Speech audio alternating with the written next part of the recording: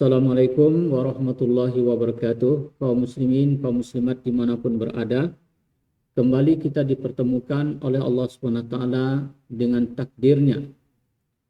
Kita tidak pernah membuat untuk jadwal berjumpa, tetapi Allah jumpakan kita pada pertemuan ini. Mungkin ini ada kebaikan yang besar yang tersirat di dalamnya. Pada kesempatan ini, kaum muslimin, kaum muslimat, kita akan mendengarkan kisah daripada keberanian sahabat Nabi Sallallahu Alaihi Wasallam. Kali ini kita perdengarkan yaitu kisah keberanian Sayyidina Ali radhiyallahu anhu dalam perang Uhud.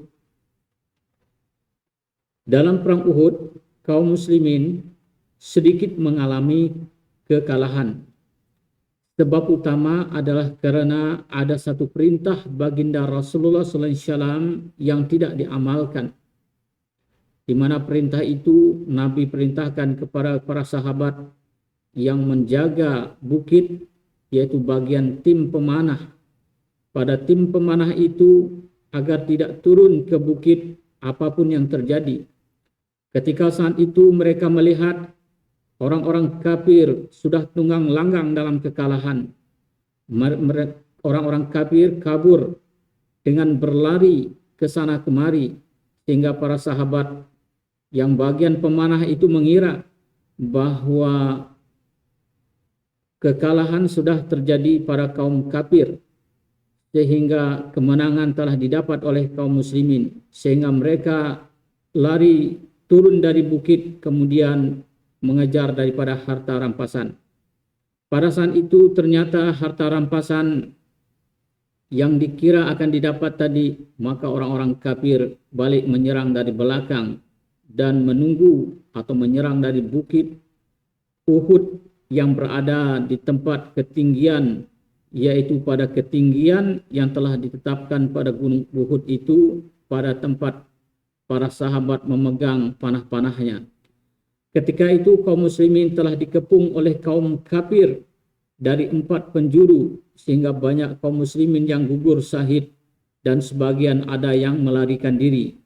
Sedangkan baginda Nabi Sallallahu Alaihi Wasallam terkepung oleh musuh-musuh kafir. Lalu mereka mengumumkan bahwa baginda Nabi Sallallahu Alaihi Wasallam telah gugur. Berita ini membuat para sahabat radhiyallahu panik. Oleh karena itu banyak sahabat yang melarikan diri dan terpencar ke sana kemari. Sayyidina Ali radhiyallahu bercerita, ketika orang-orang kafir mengepung kaum muslimin, aku tidak melihat baginda Rasulullah SAW. Aku segera mencari beliau di antara orang-orang yang masih hidup. Tetapi aku tidak menemukannya. Lalu aku mencari di antara jenazah para syuhada. Di sana pun aku tidak menemukan baginda Nabi Sallallahu Alaihi Wasallam. Aku berkata dalam hati, tidak mungkin baginda Nabi Sallallahu Alaihi Wasallam lari dari pertempuran. Mungkin karena perbuatan kami, Allah Subhanahu Wa Taala marah kepada kami, sehingga dia mengangkat kekasihnya ke langit. Sekarang tidak ada cara lain yang lebih baik kecuali menghunus pedang masuk ke dalam kepungan orang-orang kafir, sehingga aku bisa mati syahid di sana. Aku terus bertempur sehingga satu jalan terbuka di tengah kepungan itu. Saat itulah aku melihat baginda Rasulullah SAW. Bukan main gembiranya hatiku. Aku yakin bahwa Allah Subhanahu Wa Taala melindungi kekasihnya dengan para malaikat. Aku segera menjumpai beliau dan berdiri di sisinya. Tiba-tiba muncul sekelompok pasukan kaum kafir untuk menyerang baginda Nabi Sallallahu Alaihi Wasallam. Beliau bersabda, "Wahai Ali, hadapilah mereka." Aku pun langsung menghadapi mereka seorang diri, sehingga sebagian mereka melarikan diri dan yang lainnya dapat kubunuh. Lalu datang pasukan kedua menyerang baginda Nabi Sallallahu Alaihi Wasallam. Beliau memberi isyarat kepadaku agar menyerang mereka, maka kuhadapi mereka dengan seorang diri.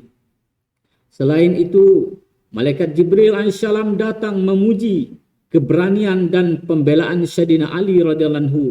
Mengenai hal ini baginda Rasulullah sallallahu alaihi wasallam bersabda, "Innahu minni wa ana minhu." Sesungguhnya Ali adalah bagian dari aku dan aku adalah bagian dari Ali. Maksudnya adalah hubungan yang sangat dekat antara baginda Rasulullah SAW dan Sayyidina Ali radhiyallahu anhu. Malaikat Jibril alaihissalam pun berkata, wa ana minkuma, aku adalah bagian dari kalian berdua, dari kitab Qurratul Uyun.